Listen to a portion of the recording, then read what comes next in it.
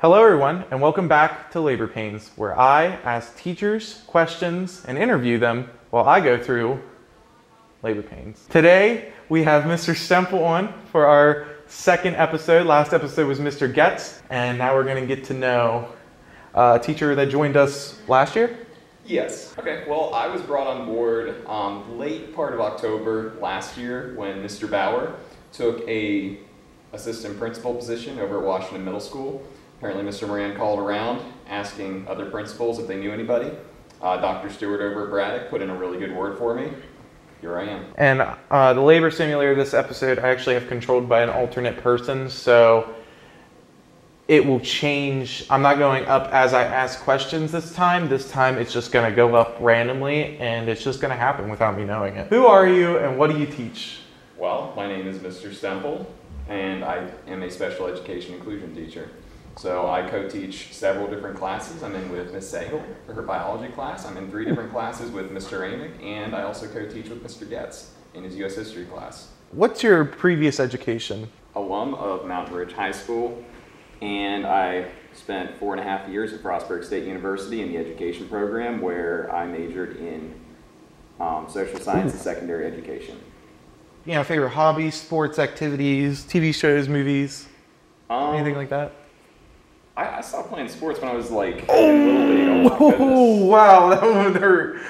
So I played baseball when I was a little kid. I wasn't very good.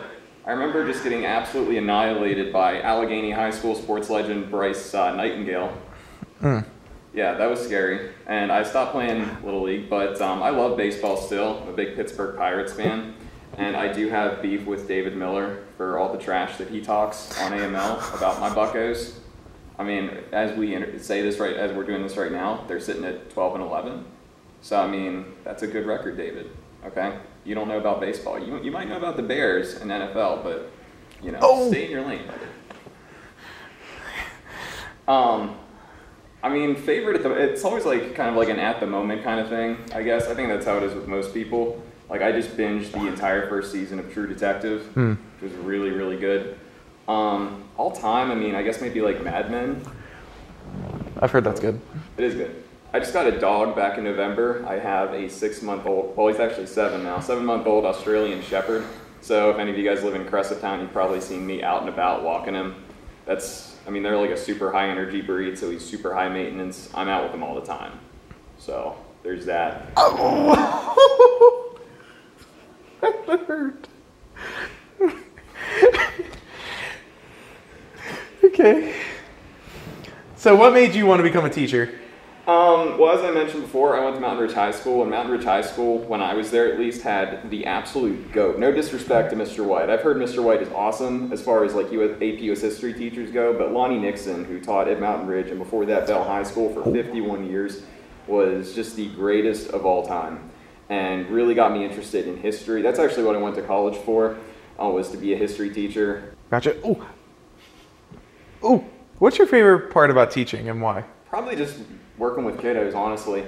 I like kind of feeding off like the energy you guys bring to the table. I mean, this is probably going to be the highlight of my week right now. So, yeah, honestly, and the early part of this year was kind of really lame because, you know, it's just not the same. You know, you don't get that interaction when you're just staring at a blank screen or whatever. You know what I mean? So how has teaching during COVID affected your mindset? I guess that, like,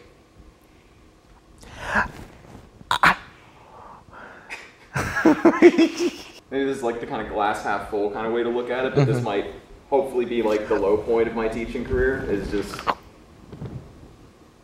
trying to teach through COVID. So, you know, all uphill from here. So, I don't know, maybe that's a positive takeaway. Yeah. You know, all those buzzwords that we've heard all year, I look forward to never ever having to hear them again. Favorite part, gosh, I don't know. Right now. Okay. So you brought us an activity to do, or me, or whatever. And what's that activity? Well, as I mentioned, I co-teach English 1 with Mr. Amick. We just got done with Romeo and Juliet.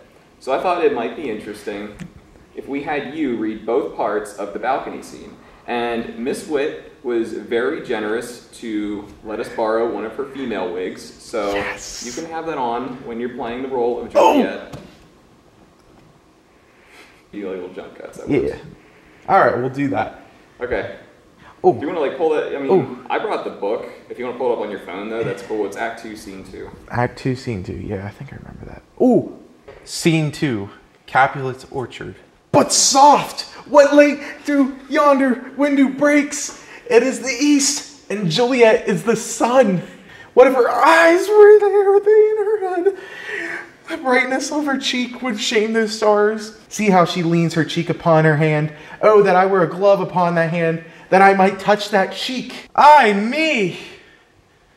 Oh, God. She speaks. Oh, speak again, bright angel, for thou art as glorious to this night. Call me but love, and I'll be new baptized. Alack, there lies more peril in thine eye than 20 of their swords. Look thou but sweet. Oh, Romeo, Romeo, wherefore art thou, Romeo? Deny thy father and refuse thy name. Or if that will not be, but sworn, my love, and I'll no longer be a Capulet. What's Montague? It is nor hand nor foot, nor arm nor face. What man art thou that thus bescreened in night, so stumblest on my counsel? Yet I know the sound. Art thou not Romeo and a Montague? By yonder blessed moon I swear, that tips with silver all these fruit tree tops. For the orchard walls are high and hard to climb. I would not for the world they saw thee here. I know thou wilt say, I will think that was a good timing. That was a good timing. And I will take thy word. My true love's passion, therefore pardon me, and not impute this yielding to light love, which the dark night hath so discovered. Oh, that one hurt. Why that one hurt so bad? Or if thou wilt swear by thy gracious self, which is the God of my idolatry, and I'll believe thee. I think that's it. I think I did it. All right, everybody. That was my acting of Romeo and Juliet, Scene 2 of Act 2. I hope you enjoyed that, and I hope you enjoyed Mr. Stemple being on the show today. Thank you for coming on, and see you next episode.